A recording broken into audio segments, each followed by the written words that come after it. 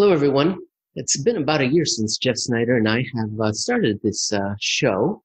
And early on, I remember maybe episode 2, I said that yield curve control is going to be the hottest thing for bankers or central bankers this Christmas. Well, it seems to have kind of come off the boil. But recently, Jeff Snider did write about yield curve control. And that's going to be the first article we're going to talk about, because it seems like it's making a comeback. Jeff, should I call it a comeback? No, it's been here for years. I know we referenced LL Cool J's famous song before, but that's really it. I mean, yield curve control is nothing new. It's been tried other places before, but for most of the probably an American audience, they probably have never seen it or heard about it before, except for back last year when it first came up, and now you're starting to see it creep into the mainstream media yet again as long-term Treasury yields rise. Yeah, it was like about June, July, where rumors started coming out about a yield curve control, and then they seemed to kind of set it off to the side, and the Fed did. But this whole episode, this whole part that we're going to talk about right now is going to be about the global technocrats. So we're going to travel around the world to different countries to take a look at the tools that central bankers are thinking of using or actually using, or how financiers are thinking about the future. And you're going to give us your opinion. In the first article, with YCC about to come back up, a look at it down under. And it was posted on February 16th. And as the quote suggests, we're going to talk about Australia. But before we do, Richard Fischer comes up in this quote. I think he's going to come up during the show a couple of times. Let me quote him, and then you tell the audience who he was and what was he talking about here. Quote, "In summary, I want to mention that, as I said earlier, most of these variations that have been suggested are very un-Bagehot-like. And what I mean by that is twisting, or QE and yield caps, entails purchasing assets that investors are fleeing toward, not assets that they are fleeing from." What does that have to do with yield curve control? Well, Richard Fischer was the former president of the Dallas Federal Reserve. And in 2011, when he was talking about that at the FOMC, the idea was, look, we got to lower interest rates. And what he was, by purchasing bonds at the long end, and what he was saying is, well, are we really lowering interest rates because everybody's already fleeing into those instruments we're going to be purchasing? So that's really not, doctrinaire central banking, as Walter Bagehot had specified back in the 19th century. We're supposed to be buying the stuff that becomes illiquid, not trying to buy what everybody's already buying. And so that sets up a pretty big contradiction for not just, pretty much everything in the modern QE era, because that's really what central bankers end up buying. They're buying assets that the market already demands. Interest rates are already falling, so why does it make a difference if the Fed's going to buy more bonds and make interest rates supposedly fall even further? And so what is yield curve control, Jeff? I think of it as the government is stepping in to make market rates illegal because they're rising, right? They're rising, and therefore the government is going to be paying out even more in interest. So they step in to cap yield curve control. But do I have that correct? And it's kind of strange time to be implementing that. Some people talk about it that there's this sort of nefarious intent to the Federal Reserve or a foreign central bank is working in concert with the government to keep, borrowing rates low, like they had done during World War II and its immediate aftermath. Obviously, that was hey, we don't want borrowing costs to rise because we're fighting a war here. But that's not really what yield curve control is in the modern age. And I know people struggle to understand what it is because it doesn't make any sense given what the markets do. What economists and central bankers are saying is that the biggest risk to recovery, all these false dawns over the last dozen years, is that yields rise too fast, and that chokes off the recovery that QE was creating. So the idea is if we let yields if they start to go up again, we got to cap them so that the yield rising doesn't choke off the recovery before it takes hold. And so it's one sense of central bankers trying to make sense of how they've repeatedly failed over the last dozen years. And they can't come back and say, well, QE doesn't work. Instead, the bond market does it. Whenever the bond market rises, we had 2013, 2010, whatever it was, we have interest rates rising. maybe they rose too fast in the wrong way, and that's what destroyed the recovery, which is just flat out wrong, because rising interest rates are exactly what we want to see. Rising interest rates confirm that there is a recovery.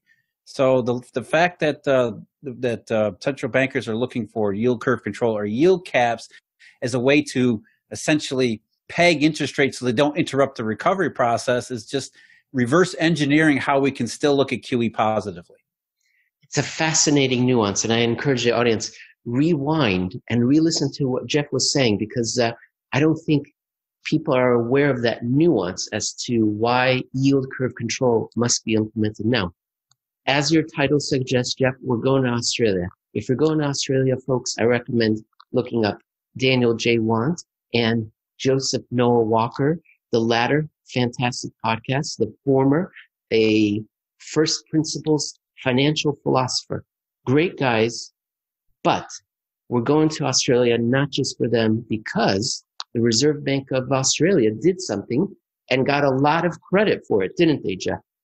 Yeah, they went right out with yield caps early last year, right early in the crisis. They said, look, we want yields to be low because we believe low yields are stimulus. Never mind the fact that yields were already low because the market was already buying those instruments, as you can see here. So back in March, the RBA announces we're going to do yield caps because we don't want interest rates to rise and spoil the recovery, except that, interest rates didn't really rise. And in fact, for a couple of months there, the RBA didn't even have to buy any bonds in order to enforce this yield cap, because the market was more than happy to keep it around the target range. And that's another justification for YCC or yield caps, is that compared to a QE, which fixes the quantity of purchases a central bank will have to do, on a weekly or monthly basis, yield caps just says, look, we want rates to be low and we're only going to buy enough bonds that are necessary to enforce the cap. So from a central bank perspective, it seems like it will be much more efficient. You don't have to buy as many bonds in order to achieve the same goal, which for them is low interest rates. And again, go back to Richard Fischer, are we really responsible for rates being low? And here we have Australia, their first experience with yield caps. They didn't have to buy any bonds because the market did. And so it was a direct comparison, or a direct result of what Richard Fischer was talking about. I think this chart is stunning, because there's this glaring discrepancy between September and November. As you bring it out, Jeff, you would think yield curve control means the central bank is in charge at keeping a rate somewhere. But here, as you just explained, I'm just reiterating what you were saying. I can't help myself, because I think that from September to November, the market was going and where it wanted to. And then 2 months later, the central bankers joined them. And so it seems like just like you said, Jeff, like who's leading who? The market. Yeah, and remember September and October, that was not just an Australian phenomenon. It was all around the world. You see interest rates falling in Germany, for example. German bond yields were declining because that was the summer slowdown, higher risk, all sorts of things. And so here we have an example of the market saying, yeah, you're capping rates at 25 basis points for the 3-year AGS, but we're going to bid them up anyway. So rates are going to go lower. And it wasn't until early November that the Reserve Bank of Australia said, oh, we're going to reduce our target to where the market already is. And it's actually a common phenomenon. You look at zero interest rates in the United States in 2008. The federal funds rate and the repo rate and treasury bill rates had already dropped down to zero long before December 2008, when the Fed decided, oh, we're going to target zero interest rates. Well, guess what? The market was already there. So a lot of times that's what happens. In order to maintain the illusion of control, they adjust their targets to what the market's already doing. And so again, we come back to Richard Fischer. Why are we buying things the market already does? And it's about maintaining the illusion of control. Jeff, there's another important reason why central banks control the short of the end of the curve, so that they can control the long end of the curve. I'm going to pull up another graph that shows the long-term Australian bond yields as well as the short-term. And you tell the audience what's happening. Yeah, that goes back. I mean, it's a long, long time. Economists have believed that the way the yield curve behaves, or interest rates behave in general, is that the central bank sets the short end, and then everything kind of follows in line from there. Remember Alan Greenspan in his conundrum testimony 15 years ago said the yield curve acts as a series of 1 year forwards. And so if you control the first in that line of forwards, it stands to reason that all the rest would just fall in line. But that's never really the case. The further down the curve you go, especially outside the short term, it sort of begins to act independently. And so here we see again that very case where short-term yields are falling because of risk perceptions, and longer-term yields, like in the United States in the Treasury curve right now, longer-term Australian yields have been rising since early November, reflecting reflationary conditions, perhaps over the intermediate and longer term. So you have the short end saying short-term risks, problems, liquidity, that kind of thing, and the long end saying, well, maybe we'll get past that and then it'll be slightly reflationary over the intermediate and longer term. Another important point, Jeff, is that chart that we saw, and the audience that's listening only can imagine the alligator jaws or the shark's open mouth diverging. We see that same pattern in the United States, and you make that point, very important point. Let me read it. Quote, opposite ends of the earth, Australia and the United States, US Treasury market, one with yield curve control, the other with none, and yet curves functioning almost the same way regardless, as if there's some linked global monetary system in between, everything outside the geographical boundaries of central banks desperate to show, never prove how they must be in charge.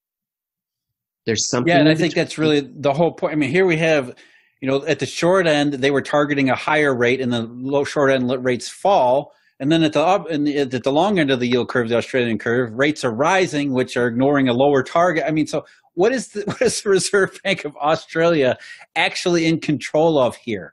I'd like to have some central banker in Australia tell us what it is they purport to control, let alone what they actually control. And that's really the point, is that the market decides this stuff. And we'll go back to Richard Fischer one last time. Why are we buying things the market is already buying? And so the whole thing crumbles from there. If the theory is that quantitative easing is responsible for lower interest rates, and therefore lower interest rates are stimulus and therefore create the recovery, what Fischer is saying is we've got the whole thing wrong, because the market is reducing interest rates.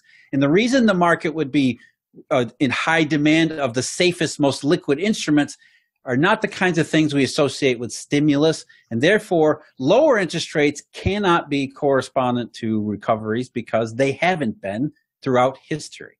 So again, it's all about pretend and smoke and mirrors. Throughout history. It's been tried before. And that's what you make a point of in your February 17th post at Alhambra Partners. And the first two words of your title are already tried. The remainder, if the editor can zoom in, we don't have an editor, but if people can zoom in, they could see that these letters are not Greco-Roman. And what language is this? And who has tried yield curve control before, Jeff? That's actually yield curve control in Japanese. And so, look, I mean, I think people who have listened to our podcast and have read the articles before absolutely know that anything that any central bank anywhere in the world is attempting today has already been tried and has already failed in Japan, because the Japanese do everything first. And it was absolutely the case with yield curve control. They unveiled yield curve control all the way back in September of 2016, which it wasn't just yield curve control. It was QQE with yield curve control, because the idea was that, hey, we're going to get interest rates low with QQE, and then we're going to keep them there with YCC and, Richard Fischer and all that stuff again. Ecclesiastics, Jeff, nothing new under the sun. People don't know that originally it was nothing new under the rising sun, because it was actually going to be about quantitative easing and central banking. It was edited out later, but it's been tried before. What about SOFR, Jeff? Has that been tried before? We're pivoting to a new article, audience. We're going to something that was posted at Alhambra Partners blog, February 12th. The title, Insufferable SOFR Suffering. I love the S. I've been practicing the alliteration and tongue-tied twisters. Peter Piper. Well, okay, you understand. I'm going to read something. You tell us who wrote this and what SOFR is about, okay? Quote, no decision has been made by Treasury regarding potential issuance of an forward rate note linked to the secured overnight financing rate. Treasury continues to actively explore the possibility of issuing such a product and will provide ample notice to market participants if it chooses to move forward. It sounds innocuous. Yeah, don't you hate it when people refer to themselves in the third person?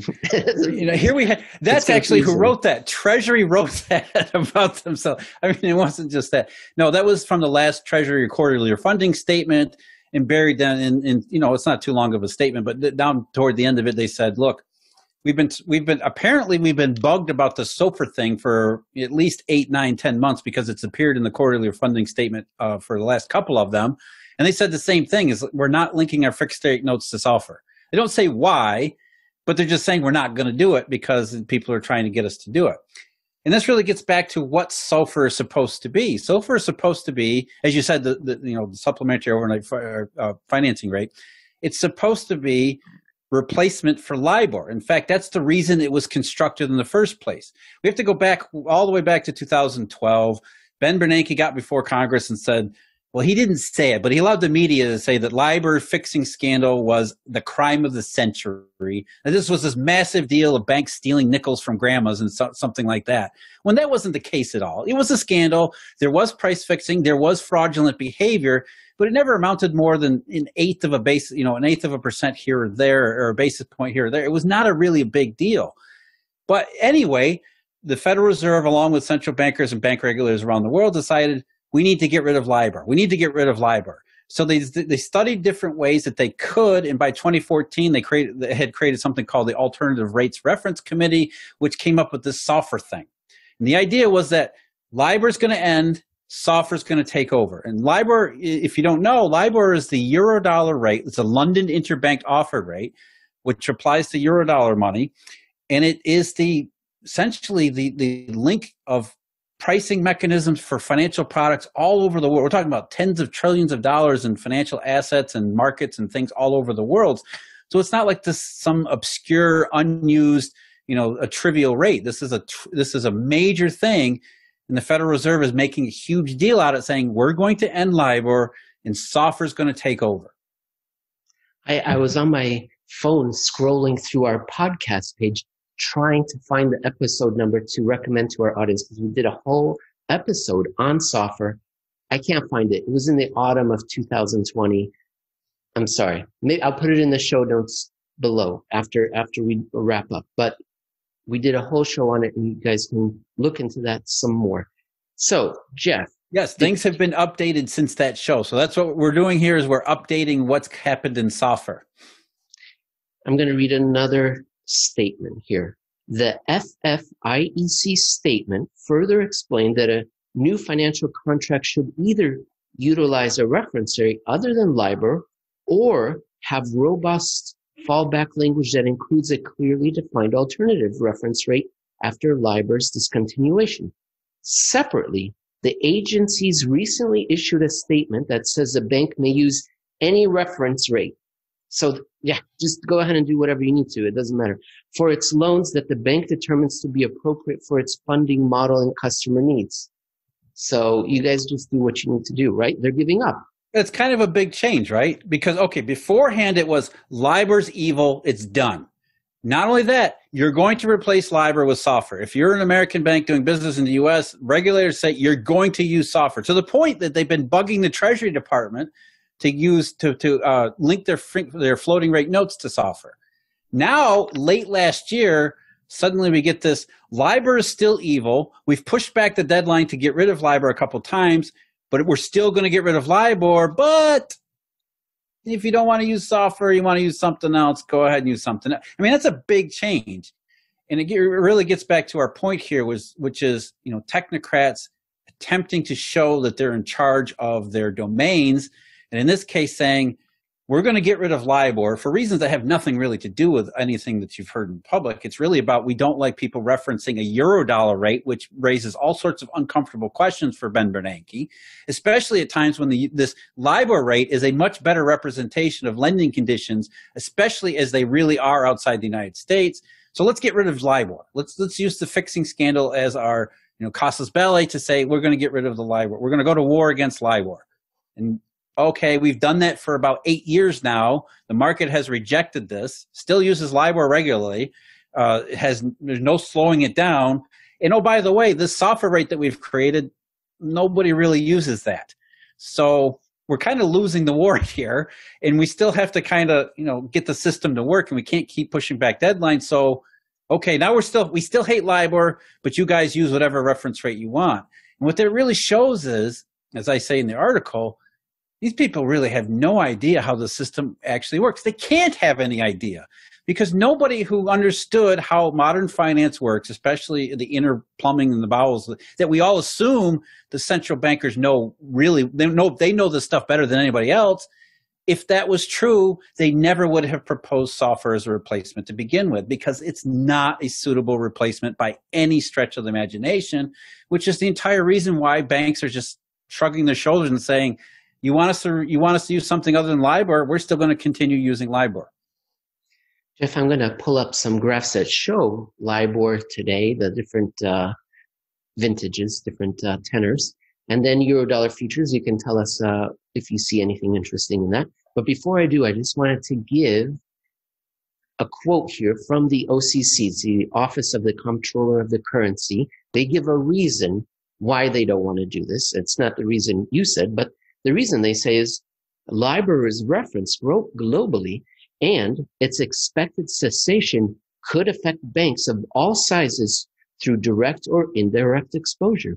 There is risk of market disruptions, litigation, and destabilized balance sheets if acceptable replacement rates do not attract sufficient market-wide acceptance, or if contracts cannot seamlessly transition to new rates.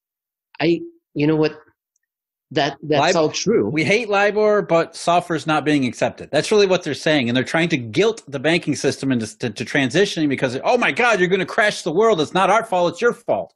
If we're going to end LIBOR, that we don't have a seamless transition. It's all your fault. We've warned you. You're not transitioning to SOFR. So it's all, we're taking the blame off of us.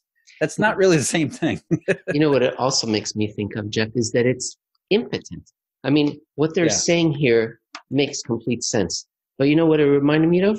Executive Order 6120, the 1930s. Franklin Roosevelt. He pulled gold out of the system, and then the system was relying on gold in the United States. It had to go to the Supreme Court that, the people were saying, hey, you owed me gold and you changed the system. Talk about disruption. Talk about upsetting and knocking over the whole apple cart, because he had a vision, right or wrong. He had a vision about what to do.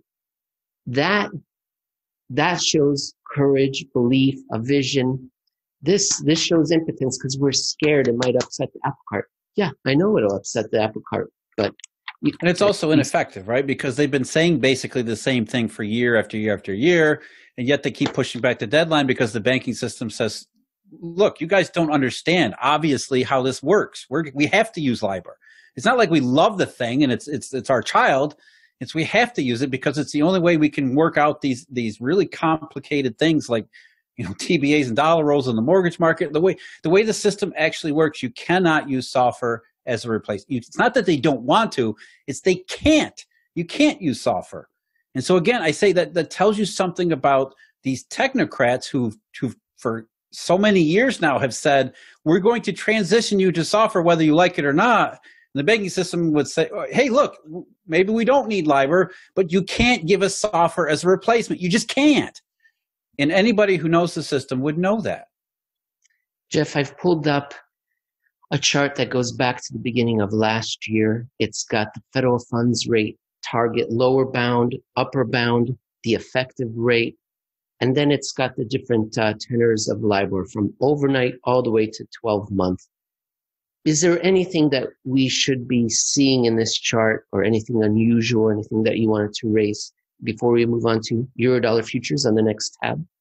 Well, actually, what you're showing me here is the ZEW. All right. Well, super. So we got the wrong chart here. We have to fire the production staff. I will fire somebody. I enjoy that. Okay, I'm going to pull it up now. Here we go. How does that work? Okay. There we go. Anything there? It seems all calm. It seems like the short-term rates are within the band. So, but you're the expert. Yeah, well, I mean, we don't expect LIBOR rates to behave exactly like federal funds. This is not pre-August 2007. And that's really one reason why the Fed wants to get rid of LIBOR, because it was back during the first financial crisis. And as you can see here in March and April and May of last year, it's the same thing. LIBOR rates were sky high, which told you, hey, this abundant reserve stuff that the Fed keeps talking about, not so abundant outside the United States in the Eurodollar market, is it? And so unsecured borrowing, which is what this is really about, whether it's 2007, 2008, or 2020, LIBOR is a thorn in the side of the Fed. And even now, you can see the LIBOR rate, some of the longer term rates they're still kind of elevated. And so they have a relatively high spread compared to where I hate to use the word, but where they should be if the world was overabundant in liquidity. What about Eurodollar futures? What are Eurodollar futures, Jeff? Are they the anticipated, they're where the market anticipates short-term rates will be some point in the future. Is that right? It's where 3-month LIBOR will be in the future. Perfect. And so it's really kind of an important financial setting, because look, I mean, 3-month LIBOR, again, is a benchmark rate for trillions upon trillions of assets and trillions upon trillions of processes that they take place deep in the bowels of the plumbing of the system. And therefore, we need to know not just how much can I borrow, or what's the cost of borrowing for 3 months today? What is the cost of borrowing for 3 months, a year from now? That's an important consideration. And that's not something you can get from SOFR. SOFR doesn't have a term structure. And it really doesn't have a really developed futures market either. Even though they've been working very hard about developing a futures market, it's still really limited. So you have no term structure and not really a good enough deep liquid futures market. So you can't say with SOFR, if I need to borrow for 3 months a year from now, what would it cost me? Or not what will it cost me, can I lock in those rates or hedge my exposure to any changes in rate structure between now and then? And you just can't use SOFR to do that. It's an inappropriate attempt at, central bankers playing technocrats on TV.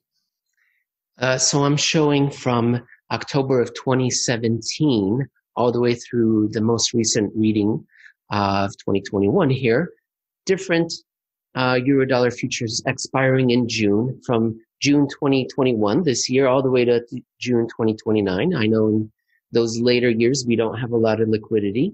But what we see is that the nearer term, closer to zero, while starting in June 24th, starting with that contract, we see a rise in where we expect inflation rates or short-term LIBOR rates to be. Or do we? I mean, it's not really that much higher, is it, Jeff, in 2024? What it's basically saying is that, the world looked really bad not too long ago, and now it looks less bad. And it looks less bad many, many years from now.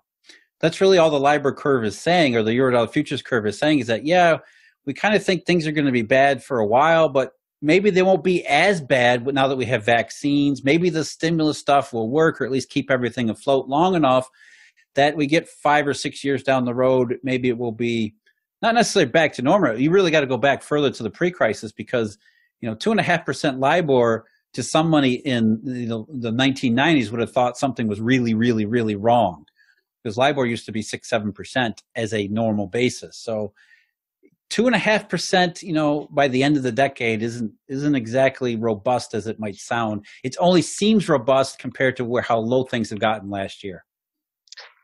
Our last article, our last stop on this whirlwind tour of technocrats and financiers, we're reading from this article here. It's called Reflation Patience, Another 6 Months. You posted it on February 16th at Alhambra Partners, and we're going to be looking at the German ZEW survey. But just to set the context, what am I going to do? I'm going to show the 2 other very important surveys in Germany.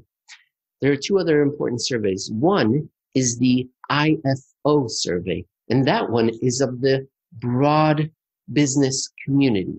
Okay, and so what I'm showing in this particular graph, can you see it, Jeff, is that this is what is this one here? It excludes services, but it's the current business situation. I excluded services because I get a longer time scale going back 29 years. The same message we can see since the 90s or the 80s, the 2000s, if we include services is visible. But what we see is that the current business expectations of the broad business community is well below the 29-year trend. It's awful. It's terrible. I'm going to show you the next one. The next one is of consumers, Jeff. So that was broadly business leaders. This one is the GfK survey of German consumers. It just rang in the second worst month-over-month decrease in survey history going back to 2001. It's nowhere near anything normal, right? It's awful. It's awful. And I'm showing a quote here from October, how people were concerned in October. It's only gotten worse since then. So the third survey is the ZEW, and that one is of financiers, German financiers, Jeff. And they seem to be thinking differently than business owners, managers, and consumers.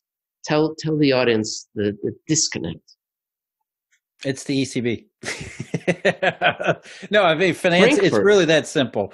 German financiers, if you use the ZEW's, sentiment index, which looks at what these financiers are thinking 6 months in advance, they're saying, okay, what do you think of things 6 months from now? What we see is that every time the ECB does something, these people look ahead, these Germans look ahead and say, oh, things are obviously going to be so much better. And the thing I like about the ZEW, or at least I did, was that it was one of the first indications all the way back in early 2018 that began to say, hey, something's wrong here. Mario Draghi, Jay Powell, whoever you're talking about, they keep talking about acceleration, inflation, recovery. When we're seeing a downturn, we're seeing things go the wrong way, which, we picked up on with any number of indications. It became Eurodollar number 4. And so when you looking 6 months ahead in that initial 2018 period, they were right, because the situation index, which is the dotted green line, 6 months ahead of that low point in middle of 2018, yeah, that was right. They looked ahead 6 months. They said, Mario Draghi, you got this all wrong. Things are not picking up. They're actually coming down in a very serious, concerning fashion. But you know what they did, Jeff? I don't know if you're aware of this. They paused the rate hike cycle. Did you know that? In early January. I think I remember something about that. Yeah, I think I do. And what did German financiers do and believe once they realized central banks were on the case? Yeah, it wasn't just the Fed. And by the way, the ECB was not part of that. The ECB did alter their forward guidance, but they had just ended quantitative easing in December of 2018. But it was the Fed and other central banks around the world who in early 2018, January 2019, said, oh, we're going to start changing we're not going to be so restrictive. We're not going to be so hawkish.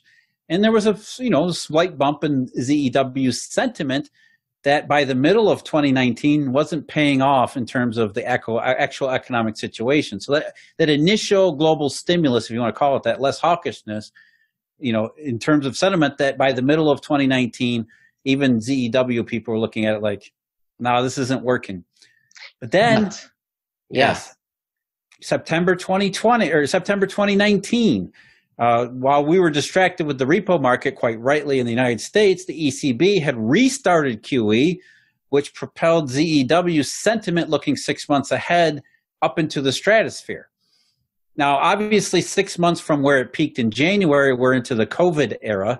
So we might give them a mulligan as to, they couldn't possibly have foreseen COVID interrupting the economy. So maybe that's the reason for it. I would argue that it wouldn't have mattered if it was COVID or anything else. Europe was in recession anyway. Yeah, that's right. They were heading into recession anyway. But either way, you get into early 2020, sentiment readjusted, and that actually, the early days of 2020, that sort of corresponded with much lower output, which was actually the case. But as soon as the ECB came back with even bigger forms of QE and more types of what they call tools in their toolkit, sentiment has risen, according to this one survey of financiers, as you point out, Emil, to the most since the early 2000s. The ZEW sentiment index hasn't been this positive, or at least, going back to last year, hadn't been that positive in almost 2 decades. But yet the situation in Germany, the same people, they say, yes, the sentiment looking out 6 months ahead, 6 months from now, things are going to be really good. And then we get 6 months ahead and the same people say, well, things haven't really changed. Well, Jeff, I'm speechless. It's basically at the heights. The survey began in 1991, so it includes the post-Cold War globalization. And there are few moments, where sentiment has been higher in 30 years for the outlook by German financiers. And it has to be driven simply by the proportion of the ECB intrusion. And that's really the point here, is that here we have financiers who love the idea of a technocracy and love the idea of monetary stimulus, but yet they'll admit we're not seeing the results of it. And it's not just 2020, 2021. Saw the same thing before in 2008, 2009, as well as 2012, 11, 12, and 13, when Europe was in a sharp recession then too. The idea was, hey, stimulus works, except it doesn't work. And that's really the idea here, is the contradiction. They say it's going to work, but yet they'll say, well, it didn't work. But yet we still believe it's going to work, but it didn't work. Ladies and gentlemen, we've completed our tour of the technocracy. I don't think that's a word, but we've completed the tour nevertheless. In part 2, we're going to start in Germany again, but we're going to go back some 50 years to learn about a medium-sized bank that set in motion something that is leading to a potential quarter-end squeeze, the one we always talk about, the seasonal squeezes in March and September. So part 2 coming up next.